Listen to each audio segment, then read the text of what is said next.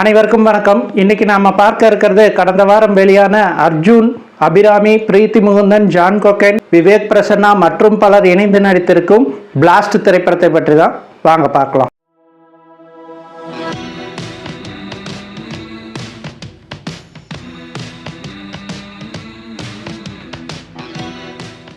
இந்த படத்தை சுபாஷ் கே ராஜ் டைரக்ட் பண்ணியிருக்காரு. இந்த படத்தோட கதை என்னன்னு பார்த்தீங்கன்னா, 7,000 கோடி ரூபாய் மதிப்புள்ள ஒரு மைனிங் பிஸ்னஸை தமிழ்நாட்டில் பண்ணணும்னு வரான்.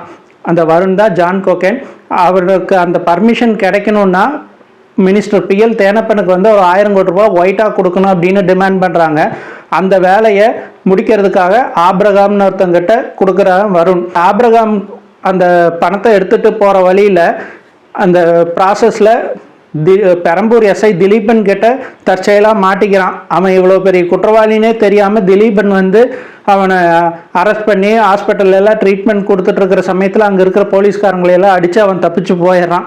இதற்கிடையில் சின்ன வயசுலேருந்தே தன்னோட மகளான நிலாவை ரொம்ப தைரியமான பெண்ணாக வளர்க்கணுன்ற ஒரு முடிவில் இருக்கார் கராத்தே மாஸ்டர் ராஜாராம். அவரோட மனைவி நீலவேணி, அவருக்கு ஒரே ஒரு தம்பி விவேக் பிரசன்னா. ஸோ அந்த ராஜாராம்ங்கிற கேரக்டரில் தான் அர்ஜுன் நடிச்சிருக்காரு. நீலவேணின்ற கேரக்டரில் அபிராமி மிக நீண்ட இடைவெளிக்கு பிறகு அர்ஜுனோட ஜோடியாக நடிச்சிருக்காங்க வானவில்லுக்கு பிறகு. அந்த நிலான்ற கேரக்டரில் தான் பிரீத்தி முகுந்தன் நடிச்சிருக்காங்க.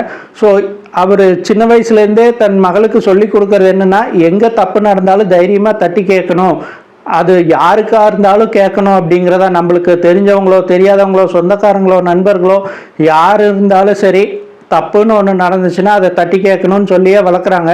தப்பை தட்டி கேட்க போய் போலீஸ் ஸ்டேஷன் வரையிலும் போகிறாங்க நிலா. ஸோ அவங்களுக்கும் இந்த ஆப்ரகாம் கும்பலுக்கும் எப்படி மோதல் வருது, அதிலிருந்து அவங்க எப்படியெல்லாம் மீண்டு வந்தாங்க அப்படிங்கிறது தான் இந்த படத்தோட ஒன்லைன் ஸ்டோரி. ஸோ இந்த கதையை வச்சுக்கிட்டு அதை ஃபுல் ஆக்ஷன் படமாக எடுத்துகிட்டு போயிருக்கிறது டைரக்டர் சுபாஷோட மிகப்பெரிய திறமைன்னு தான் சொல்லணும். அந்த அளவுக்கு ஒரு நேர்த்தியான திரைக்கதை பண்ணியிருக்காரு. அந்த திரைக்கதைக்கு உதவும் வகையில் அருணோட கேமராவும் சரி, பிரதீப்போட எடிட்டிங்கும் சரி ரொம்ப பக்கபலமாக இருந்திருக்கு. இது எல்லாத்துக்கும் விட மிக முக்கியமான சப்போர்ட் இதில் யார் பண்ணியிருக்காங்கன்னா, ஸ்டன் மாஸ்டர் ஃபீனிக்ஸ் பிரபு தான். ஏன்னா அந்த அளவுக்கு ஒரு ரியலிஸ்டிக்கான ஸ்டன் கொரியோகிராஃபி, அதற்கு உதவும் வகையில் இருக்கிற வீரமணி கணேசன் அவர்களுடைய ஆர்ட் டைரக்ஷன். ஸோ இதெல்லாமே சேர்ந்து நம்ம படத்தை வேற ஒரு லெவலுக்கு எலிவேட் பண்ணியிருக்கு அப்படின்னு தான் சொல்லணும். ஏன்னா ஒரு ஆக்ஷன் படம்னு பார்த்தாவே வெறும் சண்டை காட்சிகளாக இருக்கும், கதையே இருக்காது, ஒரு திரைக்கதையிலேயோ வலு இருக்காது அப்படின்னு தான் இதுவரையிலும் நம்ம பார்த்துட்ருக்கோம். அப்படி இல்லாமல் இதைய ஒரு ஃபுல் பேக்டு என்டர்டெய்னராக கொடுத்துருக்காரு டைரக்டர். இந்த டைரக்டரோட பேரை பார்த்ததுமே எனக்கு பழைய டைரக்டர் தான் ஞாபகம் வந்தார்.